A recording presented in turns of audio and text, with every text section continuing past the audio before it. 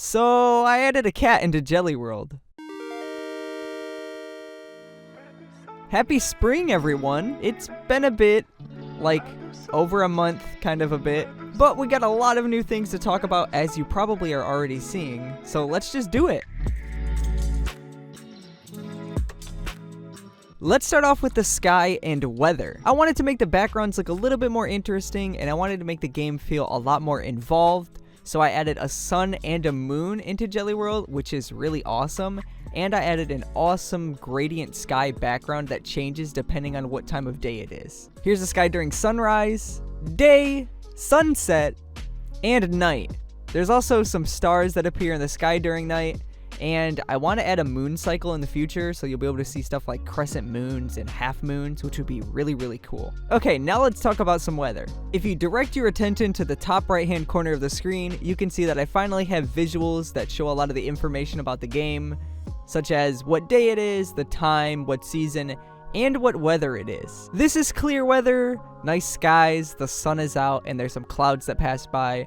This is the all-around weather. There's no cons or pros to this weather, so it's basically just the normal game. Next up is rainy. There's rain falling, there's darker sky, there's some big dark clouds in the background, and there's some changes that happen to the game. Some jellies prefer to not come out during the rain, so there will be less jellies that you can find during rainy weather, but some jellies really love the rain, so you can find some jellies exclusively in rainy weather. Rainy weather also increases the speed at which crops grow, but a downside to rain is that customers appear at your stand less frequently.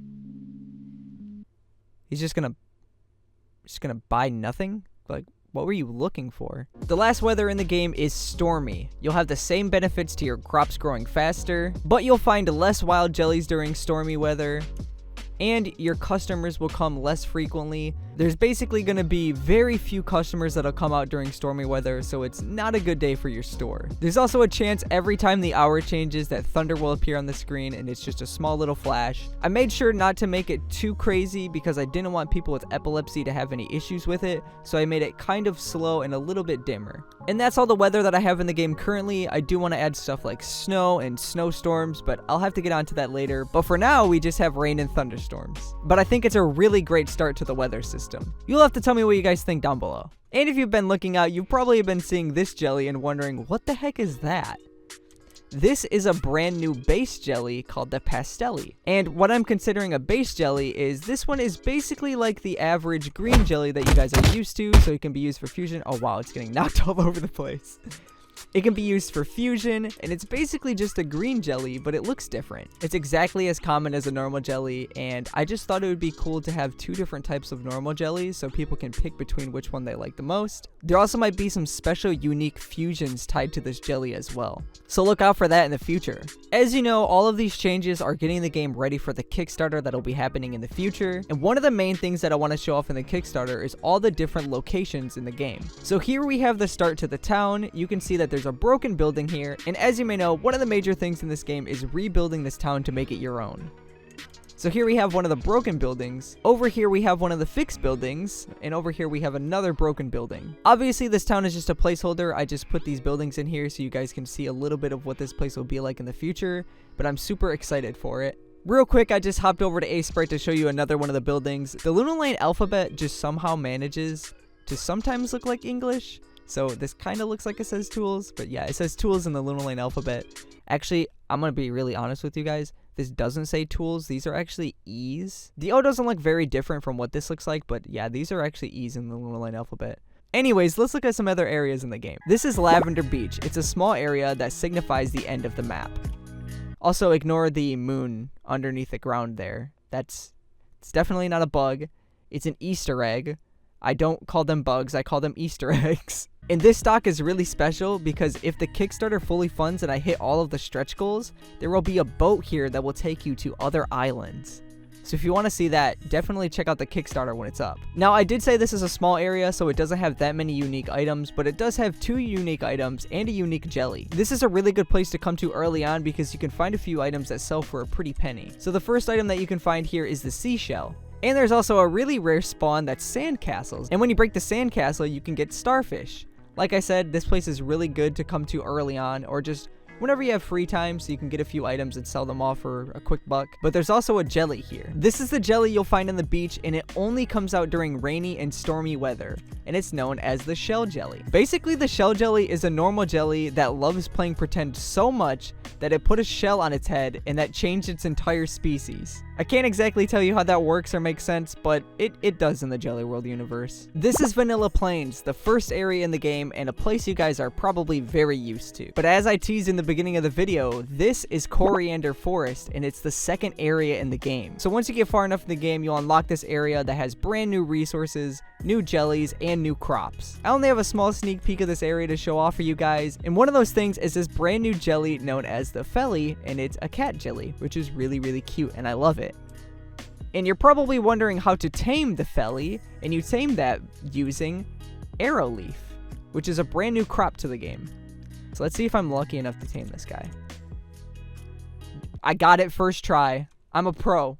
What can I say? I'm just a pro like that. But that's all I'm going to show for this area for now. I'll have a lot more to talk about this area in the future. So now I'm back home, and you can see my Felly here. He's in the pen with the rest of the jellies, just running around being a cutie. Hello everyone, and welcome to the not daily extra content. So what we're going to do is we're just going to talk about some extra stuff. I didn't feel like I talked about enough stuff in the video, so I'm going to talk about more things. The first thing is that if you can see, the grass actually has some wind applied to it, so I made a nice little wind shader, and if you walk past it, it actually wiggles back and forth, and when there's specific weather, like when it's raining, you can see little water droplets coming off of it. It also has some leaves get kicked up whenever you run through it, or if a jelly runs through it as well. As you can see, that jelly just ran through it.